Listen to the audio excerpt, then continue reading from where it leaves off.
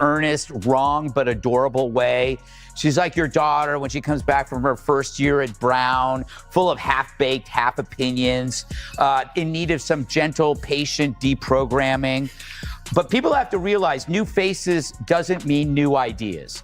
Drives me crazy. AOC has never introduced a fresh idea or issue in her. Greg Gutfeld didn't just step into the political spotlight, he crashed into it like a shockwave. And right in the middle of the fallout stood Alexandria Ocasio-Cortez, the queen of viral moments and confident soundbites. But here's the part no one saw coming. This time, she wasn't throwing the punches. She was taking them. So what did Greg say that left reporters frozen, social media exploding, and the internet completely losing its mind? There is nothing consistent with the Republican Party's continued attack except for the racism and incitement of violence against women of color in this. The Republican caucus threatened my life, and you all and the Republican caucus rewarded him with one of the most prestigious committee assignments in this Congress. Don't tell me this is about consistency. Don't tell me that this is about a condemnation of— What Greg Gutfeld is throwing at Alexandria Ocasio-Cortez isn't some routine political jab. It's a full-on comedy assault, wrapped in sharp, clever satire. Every punchline hits with late-night precision, landing so clean the crowd can't help but laugh out loud. And let's be real, AOC has built her brand as Congress's ultimate headline magnet. No cape needed. The cameras are always rolling, and the spotlight never fades. But Greg's breakdown does more than just land, it shines. He flips her dramatic style into pure binge-worthy entertainment, keeping viewers hooked, laughing, and wide-eyed from beginning to end. Gets along with Bernie is because she's like an 80-year-old leftist in a used bookstore. I mean, you know, she may look fresh, but she's as stale as an abandoned futon on the street. It's like, I listen to her, I go, I heard that at Berkeley in 1983. So their problem is, and the reason why they don't have any ideas is they operate on half opinions. Like, what if we get rid of cash bail? Oh, let's do it. What happens? You have repeat criminals wreaking havoc. What if we have sanctuary cities? Hey, let's do it. What happens? You have rapists and killers, you know, finding sanctuary, safe haven. What if we— If you're enjoying this, go ahead and hit that subscribe button. It helps more than you'd ever think. It might even save the planet, end poverty, fix inequality, and teach your hamster enlightenment, preferably before lunch. That over-the-top energy is exactly the aura AOC puts out. Big promises flying everywhere, tossed like confetti at a perfect parade. Then Greg Gutfeld walks in. One knowing smirk, and the illusion starts to crack. To him, this isn't bold leadership. It's open mic theatrics dressed up as a movement. And here's the knockout moment. Greg doesn't just laugh from the sidelines. He steps straight into the spotlight and drops a brutal mic moment, turning the grand vision into something that looks less like a real plan and more like an improv routine, unraveling faster than anyone can keep up. So their problem is, and the reason why they don't have any ideas is they operate on half opinions. Like, what if we get rid of cash bail? Oh, let's do it. What happens? You have repeat criminals wreaking havoc. What if we have sanctuary cities? Hey, let's do it. What happens? You have rapists and killers, you know, finding sanctuary, safe haven. What? The wildest part is how familiar it all feels. AOC comes charging in, glowing with that self-made hero energy, the voice of the people, pitching rooftop gardens, no strings promises, and a sweeping revolution for everyone. Then Greg Gutfeld shows up. No spreadsheets, no policy lectures, just the sharp, knowing grin of the family joker, the one who never lets a wild idea slide without a perfectly timed roast. His delivery is relentless, his timing razor sharp, and within moments, her big crusade starts to crumble, shrinking into nothing more than the perfect setup for his next cutting punchline. I love how she explains it. They're not meant for you, right? But then you have to ask, okay, then what is this debt forgiveness? Who is it meant for? And when you look at the data, it's upper, white, middle-class, liberal women. This ain't welfare, right? These are well-to-do people. It's a bribe for Democrats on the backs of plumbers, truckers, and everyone else who actually does a real job, unlike me. AOC is the symbol of the entitled sponge. She complains about student loans, but she owns a Tesla. Greg doesn't waste a second boring anyone with charts or sleepy graphs. Not his style. Instead, he takes AOC's flashy speeches, flips them like circus acts, and tosses them straight into the fire of satire. Suddenly, that billion-dollar vision stops sounding bold and starts sounding like a teenager with an unlimited credit card and zero supervision. But here's where the real punch lands. This isn't just comedy, it's exposure. Greg pulls back the curtain and shines a light on the contradictions powering the performance, slamming capitalism while sipping fancy kombucha, rocking pricey hoodies, delivering truth with influencer-level polish. He zeroes in on the fact that her biggest wins trend online instead of happening on the Congress floor. Because her real stage isn't the Capitol, it's the glow of live streams, ring light blazing, fans cheering like she's headlining a festival. And when Greg lays it out that clearly, it stings, because it echoes what a lot of people have quietly wondered. Maybe AOC is playing influencer more than lawmaker. Think about what their ideas incentivize. That would be nice. So where are their ideas going to come from? Trump. The only way they're going to create a message is based on whatever Trump does. So I have some slogans for the Democrat Party. Wow. The Democrat Party, when you're tired of success. Okay. The Democrat Party, make America suck again.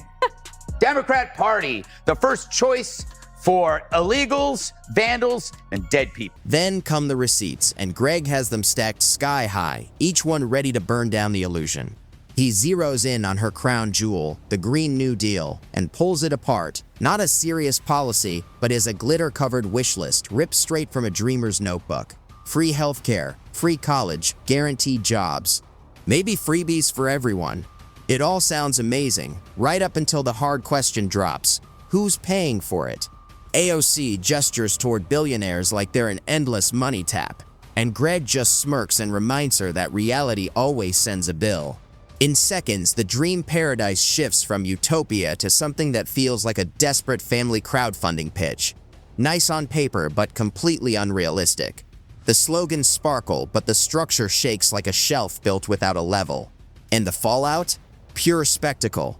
Conservatives repeat Greg's lines like scripture, while progressives rush to defend AOC like the future depends on it, insisting Greg isn't exposing flaws, he's just being mean. College tuition, that you got to take care of them. They're adorable dogs, but she owns a Tesla and she owns a French Bulldog, and she wants you or your dad, the electrician, to forgive her student loan. That's BS. Turn in the Tesla, sell the dog. I'll buy it half. And right in the middle of this chaotic clash sit regular people laughing out loud.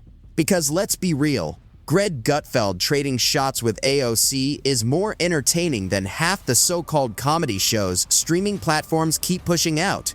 But under the laughs, there's something sharper, a truth that cuts fast and clean. Comedy has always been one of politics' most powerful weapons, and Greg wields it like a precision blade, slicing through rehearsed slogans and polished branding. He shows how her ideas sparkle online like perfect jewels, only to crack the moment they're tested in the real world. That's the real sting. It's not cruelty, it's accuracy. Greg asks the question everyone else avoids. Is this Congress or an influencer mansion with better lighting? And the timing couldn't be better, because modern politics is performance. AOC plays the influencer, stacking hashtags and live streams like trophies, while Greg takes the critic seat, turning every big gesture into a comedic collapse. And like any great roast, the laughter doesn't just come from the jokes. It comes from the uncomfortable truths hiding beneath every punchline. To get into a beef with the Twitter chief. On Tuesday, she tweeted, LMAO at a billionaire earnestly trying to sell people on the idea that free speech is actually an $8 a month subscription plan. That's a reference to Musk's plan to charge people $8 a month for verified blue checkmark status. But he hit back tweeting, your feedback is appreciated. Now pay $8. To be fair. When Greg goes after her economic math, it's more than stand-up. It's a reality check wrapped in laughter. His takedowns of her working-class champion image cut straight to the point, exposing the gap between fiery speeches and a very polished lifestyle. And when he breaks down her Instagram-style activism, he's not just joking around. He's showing how modern politics has drifted into pure performance. The reaction plays out exactly how you'd expect. AOC fires back online, fast and sharp, keeping the clash alive instead of letting it fade. Sometimes she doubles down. Other times she leans into outrage. Either way, every move just throws more fuel on Greg's comedic fire. The cycle never ends. She speaks, he roasts. She snaps back, he turns it up. A political ping-pong match the public can't stop watching. But underneath all the noise is Greg's hardest hit of all. Politics isn't about catchy slogans, it's about results. And if you can't explain who's paying for your glittering dream, maybe it's not a real vision, just another viral post dressed up as leadership. To be fair, she'd love to spend the $8, but she already bought a Tesla. He also tweeted a photo of some ugly AOC merch she's trying to hawk for $58. Overpriced merch, AOC. Seems pretty capitalistic of you, which according to you makes you evil. And according to anyone paying attention, also makes you full of. That's why Greg's roasts hit like body blows. They're not just funny, they're revealing. His punchlines slice right through fiery speeches and Instagram theatics, showing the cracks in AOC's carefully polished image. And the audience can't look away. People are tired of grand promises with no receipts. Greg just wraps the hard truth in humor and delivers it with a smirk. When the laughter fades, AOC's brand might still sparkle. She thrives on attention, whether it's praise or outrage. But once the curtain slips, there's no hiding what's underneath. That's the real reveal. Not a single joke or jab, but a slow, deliberate peeling away of the illusion. Gutfeld strips the glossy poster off her persona and puts the raw, unfiltered version on display. And when it becomes clear that her influence comes more from performance than policy, the whole spectacle shifts, from inspiration to satire, part comedy, part wording. I mean, first of all, $80 per theater. I made $80 in a theater, and there wasn't even a movie playing. Wow. What do you mean? I don't know. It's no surprise. Who would go see a movie that's the opposite of entertaining? There's nothing entertaining about that. Michael Moore's colonoscopy is more entertaining than that because there's probably more twists. But it does show you how great it is to be a progressive in a liberal biased culture. She really doesn't do her job, right? She makes movies, she goes to galas, she sits for glossy butt-kissing interviews in GQ and other women's magazines. And just when it seems like the sparks might be dying out, boom, AOC pops up on 60 Minutes. Suddenly, it's round 2 of the Greg versus AOC saga. The curtain hasn't fallen, and politics isn't slowing down. Neither are the punchlines. This isn't a one-time clash, it's an ongoing series. Every tweet, speech, or dramatic pause on Capitol Hill becomes Greg's next setup, pen ready, timing perfect. At this point, politics starts to feel less like leadership and more like improv comedy, funded by taxpayers and driven by applause. AOC casts herself as a modern Rosie the Riveter, fists raised, ready to take down billionaires and save the working class. But Greg's mockery lands with surgical precision, funny, but also uncomfortably familiar, like realizing you've been paying for a gym membership you never used. Then comes her superhero moment, the climate crusader. She frames global warming like a blockbuster emergency, with herself as the hero wielding a $1 trillion solution.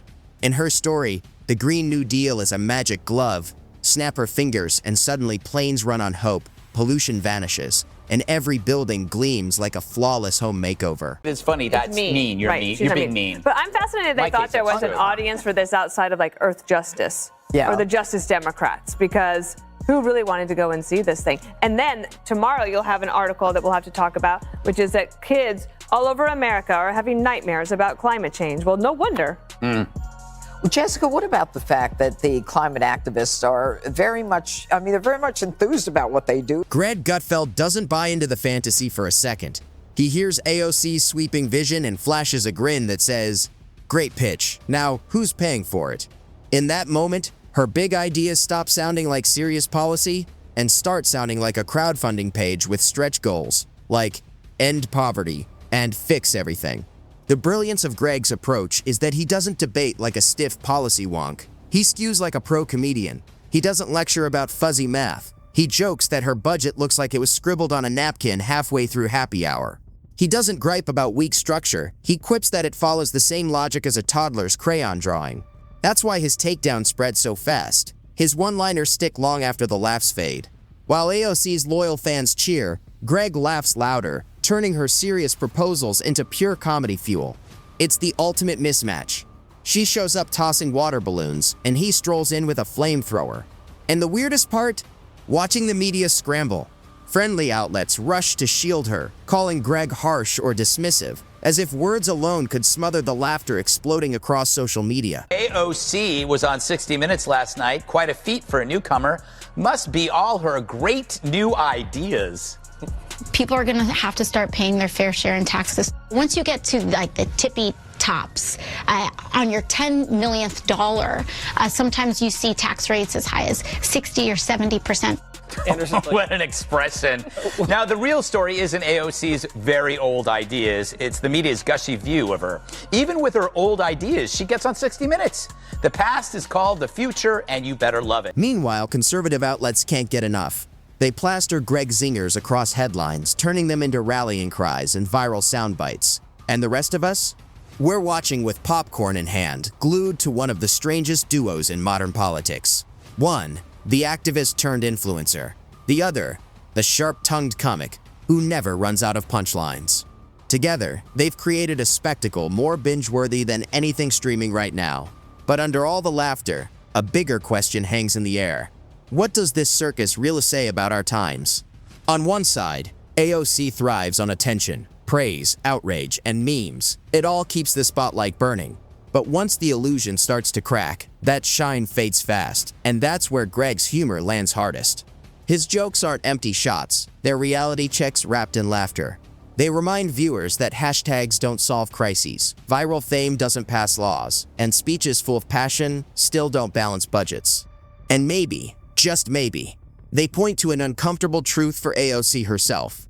Online stardom doesn't automatically turn into real power on Capitol Hill. Delightful dancing video from last week. The media created a fake story that conservatives attacked her over this delightful trifle.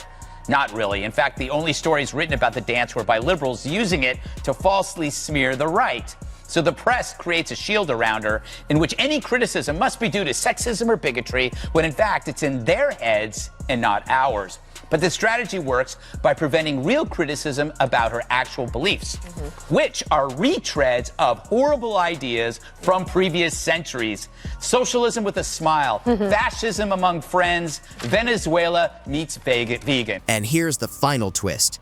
AOC isn't slowing down for a second. Without the drama, the flair, and those high-energy live streams, she wouldn't be the headline machine the internet can't stop talking about. And that's exactly why Greg keeps his eyes on her. Strip away the theatrics, and half his comedy field disappears. It's the strangest kind of political symbiosis. She feeds his jokes, he boosts her visibility, and the rest of us sit back, popcorn in hand, watching the chaos unfold. But don't get too comfortable. This saga isn't ending anytime soon. Every proposal, every viral clip, every fiery rant becomes fresh material for Greg to turn into late-night ammo. Think this round was intense? Just wait. Because if AOC is politics' ultimate influencer, then Greg Gutfeld is the heckler who never leaves the room. And in Washington's endless comedy club, the mic stays live, the punchlines keep landing, and the spectacle just keeps rolling.